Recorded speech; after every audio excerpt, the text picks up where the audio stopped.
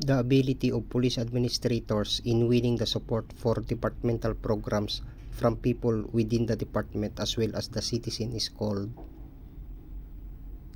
A. Community relation, B. Police leadership, C. Police planning, D. Community policing.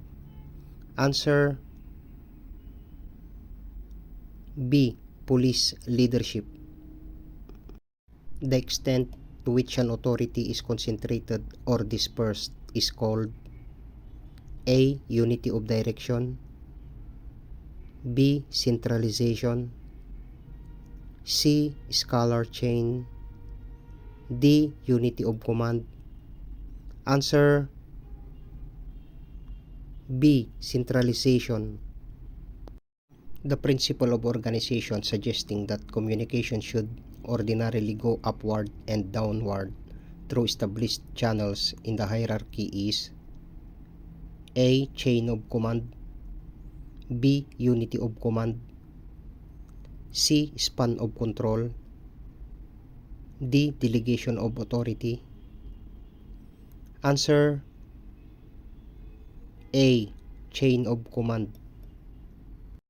The principle of organization that results from the division of force into separate units to perform individual tasks is called A. Specialization, B. Chain of command, C. Organizational structure, D. All of the above. Answer A. Specialization. The staff specialist or unit in line organization that provides service knowledge is known as A. Line and staff organization, B. Functional organization, C. Line organization, D. Structural organization. Answer B. Functional organization. A type of organizational structure in which quick decisions are made because of the direct line authority and discipline is easily administered is called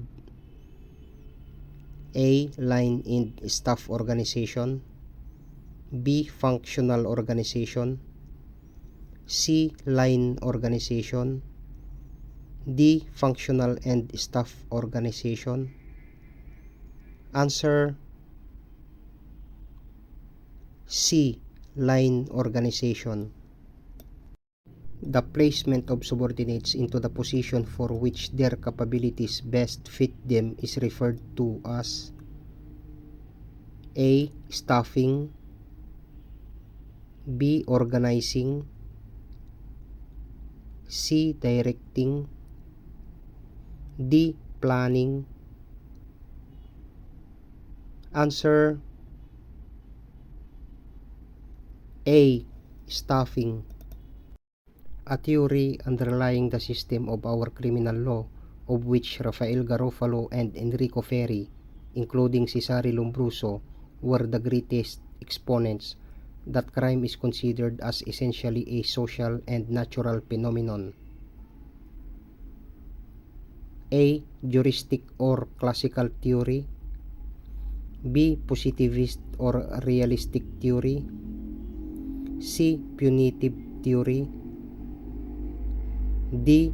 Non-punitive theory. Answer B. Positivist or realistic theory. One of the characteristics of criminal law where penal laws do not have retroactive effect except in cases where they favor the accused charged with felony and who are not habitual criminals. A. Retrospective, B. General, C. Territorial, D. All of the foregoing. Answer A. Retrospective. Are those crimes committed against the society which produce direct damage or prejudice common to all its members? A. Private crimes. B. Public crimes. C. Felony. D. Infractions.